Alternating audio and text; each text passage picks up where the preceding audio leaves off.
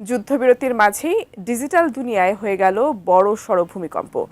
ইসরায়েলের গুরুত্বপূর্ণ হাজার হাজার ছবি ভিডিও দখলে নিয়েছে বিশ্বের উদীয়মান চতুর্থ পরাশক্তি ইরান। এরপরই নড়ে চড়ে বসেছে মার্কিন গোয়েন্দা সংস্থাগুলো, কারণ তাদের আশঙ্কা ইসরায়েলের পর এবার যুক্তরাষ্ট্রের সাইবার হামলা চালাতে পারে ইরান। এমন অবস্থায় প্রশ্ন উঠেছে, ইরানের দখলে নেওয়া গোপন এই ছবি ভিডিওগুলো কি বিশ্ব রাজনীতিতে নতুন করে ঝড় তুলবে? বিস্তারিত জানাচ্ছেন শেখ ফরিদ।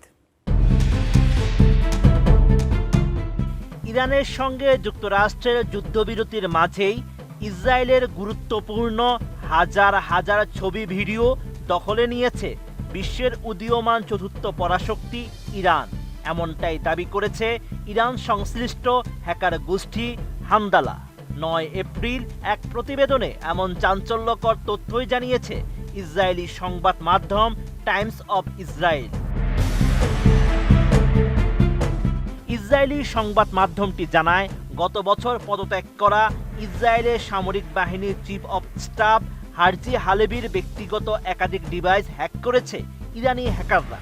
তারা সাবেক এই সেনাপ্রধানের 19,000-এর বেশি গোপন ছবি ও ভিডিও হ্যাক করতে সমর্থ হয়েছে।